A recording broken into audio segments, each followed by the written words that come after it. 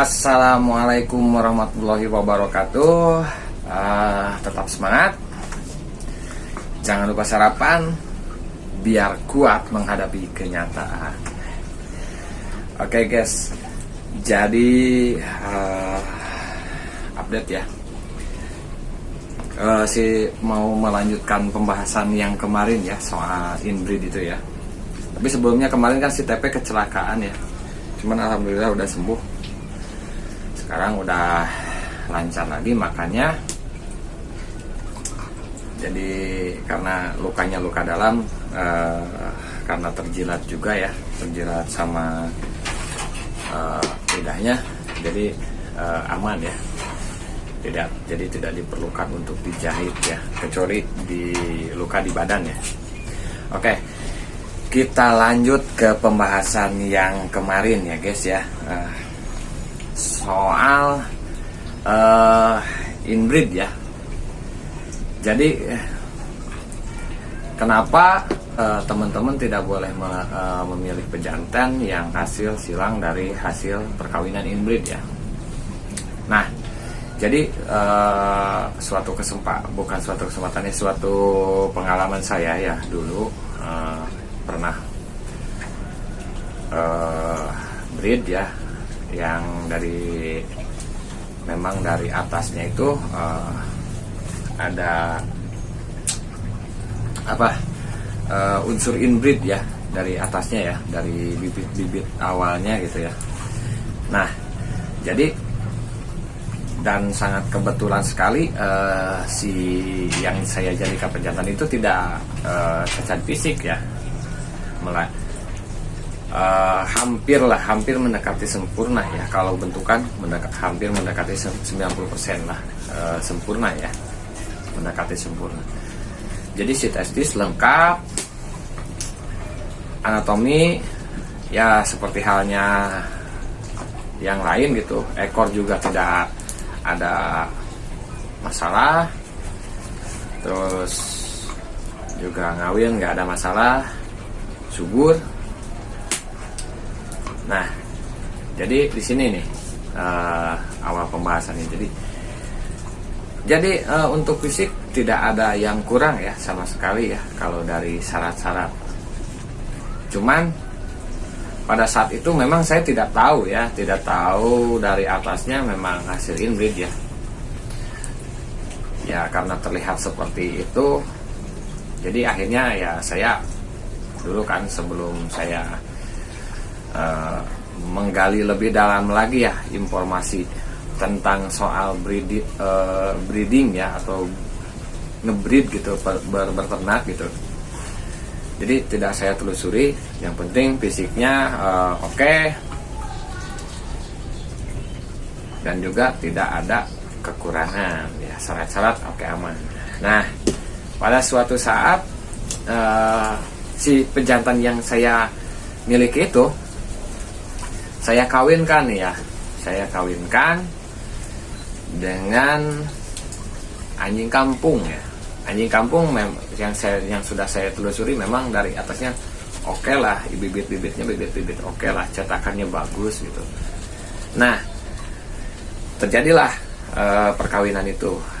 Saya kawinkan dengan anjing kampung itu yang pertama kali ya. Nah, terjadi, dan akhirnya si anjing betina domestik itu yang punya saya itu melahirkan. Nah, di sini ada kejanggalan ya, mulai ya. Kalau nggak salah lahirlah 6 ekor ya, 6 ekor anaknya. Nah, disinilah barulah terjadi kejanggalan ya. Jadi kejanggalannya gini, dari yang 6 ekor ini jantannya 4, betina 2 kalau nggak salah ya. Kalau saya agak lupa ya karena udah lama ya. Kalau nggak salah itu ya seperti itu.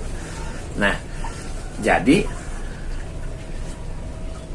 untuk bulan-bulan awal kita tidak terlihat ya. Nah, dari bulan kedua umur si pupi itu 1 bulan belum terlihat. 2 bulan menuju ke 3 bulan itu kan si biji pelernya biasanya suka keluar ya. Nah, di situ mulai terjadi kejanggalan. Nah, kejanggalannya apa? Yaitu, jadi karena memang mungkin dari atasnya adalah hasil inbreed itu, jadi keturunannya tidak sempurna. Memang untuk pejantannya si bapaknya ini sempurna ya, bentukannya misalnya si TP nih ya, misalnya sempurna. Cuman si anaknya itu tidak sempurna gitu. Tidak sempurna apa ketidaksempurnaannya? Yaitu dari biji pelernya cuma keluar 1. Nah, ini guys, yang jadi permasalahan kenapa teman-teman tidak boleh memilih pejantan yang hasil dari inbreed ya. Nah, itu kejadiannya salah satu yang pertama. Nah, karena saya penasaran, mungkin saja dari induk si betinanya, si domestik yang punya saya itu. Saya mencoba berspekulasi lagi, mengawinkan dengan betina yang kedua dengan jenis ras ya,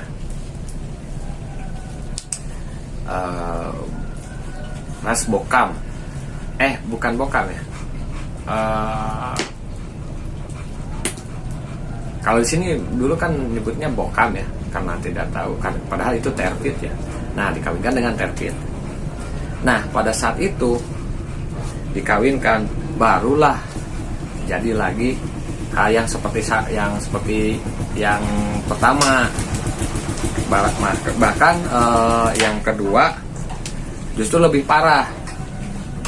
Nah, yang keluar itu dari beberapa anaknya cuma ada satu ya yang keluar.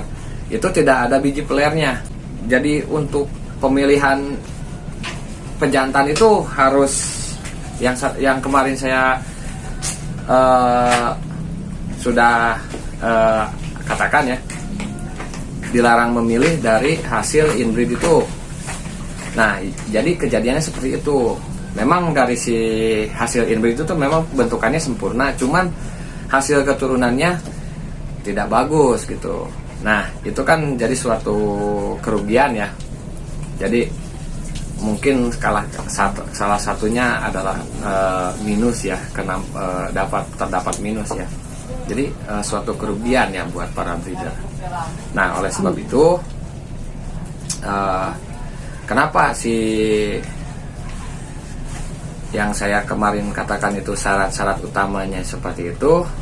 Nah, tambahannya lagi, kita harus mengetahui broodland asalnya ya.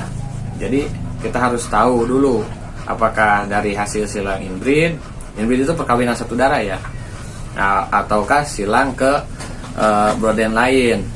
Nah, jadi seperti itu ya.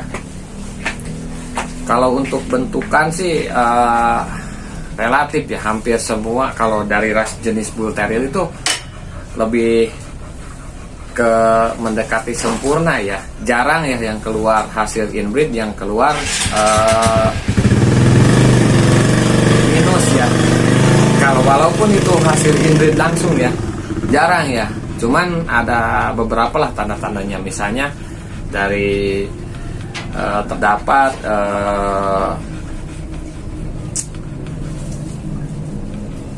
scabies ya. Kalau yang kita kenal itu scabies ya.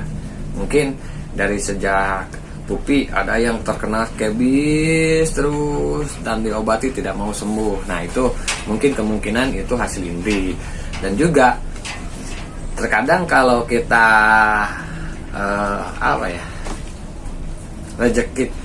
bukan rezeki ya.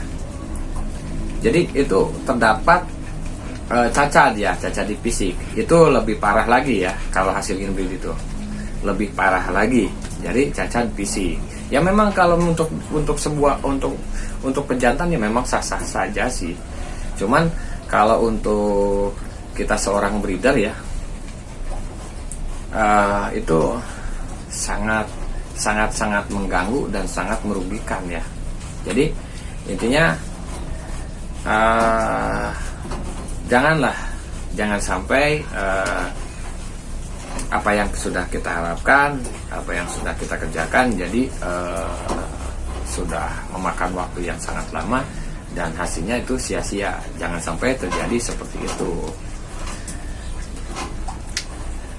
Dan untuk si TP juga dulu memang ya saya tahu si TP juga awalnya dari bapaknya ini kemungkinan hasil inbreed ya, bapaknya ini, cuman alhamdulillah tidak mempengaruhi ke fisik ya.